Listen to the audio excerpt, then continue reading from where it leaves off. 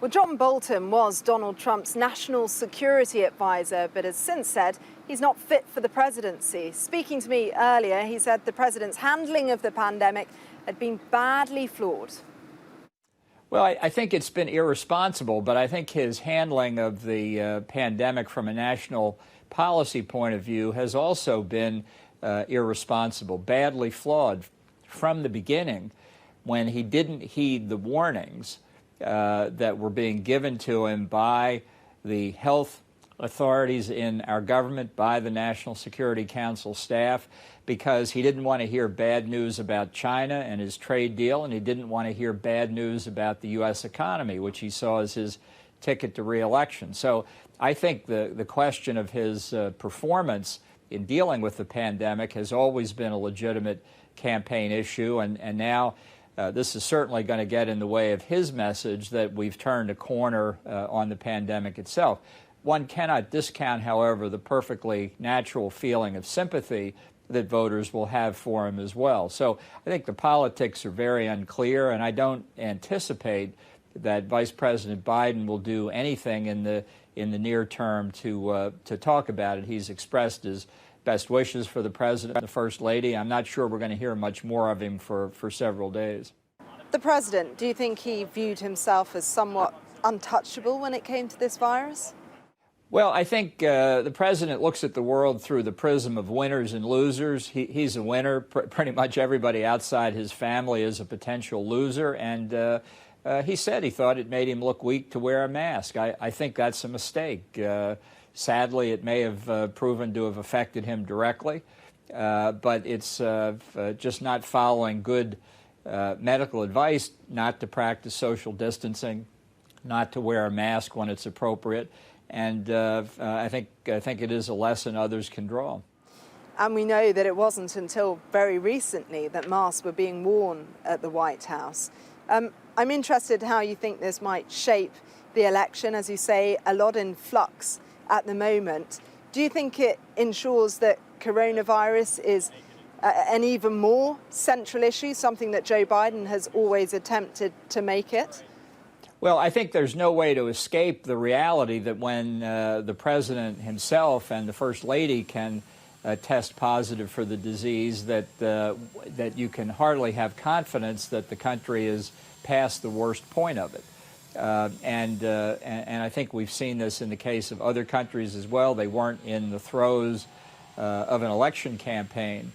But this has been central to what Vice President Biden has been saying, and he obviously is not going to diminish the importance, not just of the virus, but the economic impact in the next month. Does it hurt him, Donald Trump, politically, in your view? Well, as I say, I think it certainly impedes his ability to get his message across. He won't be traveling anywhere, presumably, for 10 to 14 days. It may result in the second presidential debate being canceled.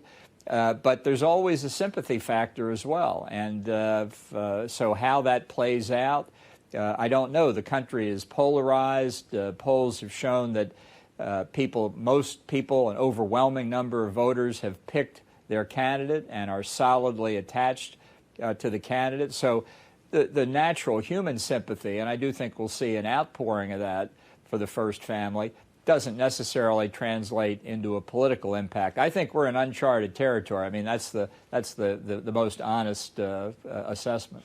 What do you think's going on inside the White House right now? Does it look a little like chaos? I think they're in panic, frankly. I think we still don't know all the circumstances by which Hope Hicks, a very trusted aide of the president, was first tested positive. The White House did not make that public itself. It was a story broken by a White House reporter, and other reports now coming out also indicate that we don't know the full story behind it. So I'm sure there's more to come there. And I have a feeling that despite the assurances from the White House that their contingency plans are ready, the proof of that will be in actually carrying them out, and we'll see that over the next several days.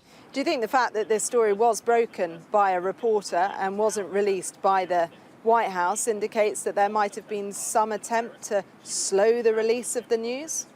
Look, I think that's an inference somebody could draw. I don't think there's necessarily evidence for it, although White House Chief of Staff Meadows did say just a few minutes ago, really, that he would not be surprised if others tested positive on the White House staff. And look, you don't know immediately once you've contracted the disease before you're going to test positive or show symptoms. So this has always been part of the problem with Trump's view of it. He looks out his window, he doesn't see he's got a problem, and he doesn't realize or doesn't admit he's got a problem until the problem is right in front of him. That was true in January and February of this year at the national level, and we may well see that play out again in the context of the White House staff. I mean, I think one of the contingency plans ought to be to separate people into teams, to have one team operating out of the old executive office building and another team still operating in the West Wing, so that if one comes down with the disease, we hope nobody does, but if one comes down, the other can still function.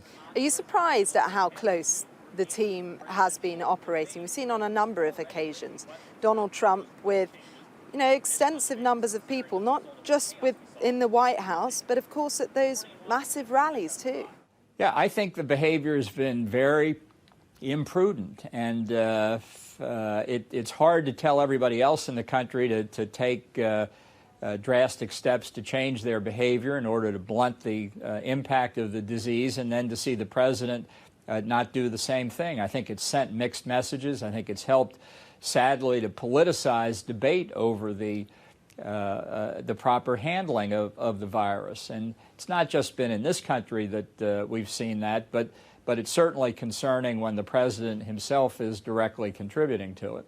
What do you think are the possible implications for national security? Are you concerned that bad actors will try and capitalize on this moment? Anytime there's an American presidential campaign, people who don't wish us well look to take advantage of it. They know the country's distracted.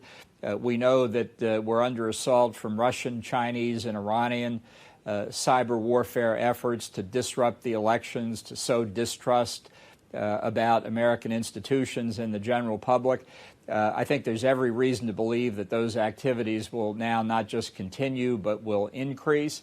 And in many conflicts around the world, people will try to do something they think is to their advantage. And in others, just the fact there are only 24 hours in a day may mean that they're not given the attention that they deserve, and things can take turns for the worse that a more focused White House might be able to help avoid or mitigate.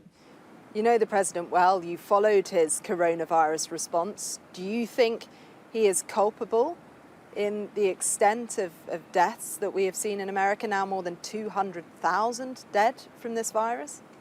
Well, I think the situation, really one that was faced all around the world, was we had China that was covering up the true nature and extent of the problem for many, many months, and then conducted a disinformation campaign globally about what happened in China. But I do think the president, in the early weeks and months, January, February, March, simply did not want to hear bad news emanating from China or about the effect on the U.S. economy. The record is replete with statements from him and his top advisors that everything was under control, there was no risk for the U.S. That was even true by some of the epidemiologists who were following the disease as well. Very, very ill-advised and short-sighted. And I think because of the lack of mitigating steps and plans in those early weeks and months, that the consequences were worse than they might otherwise have been.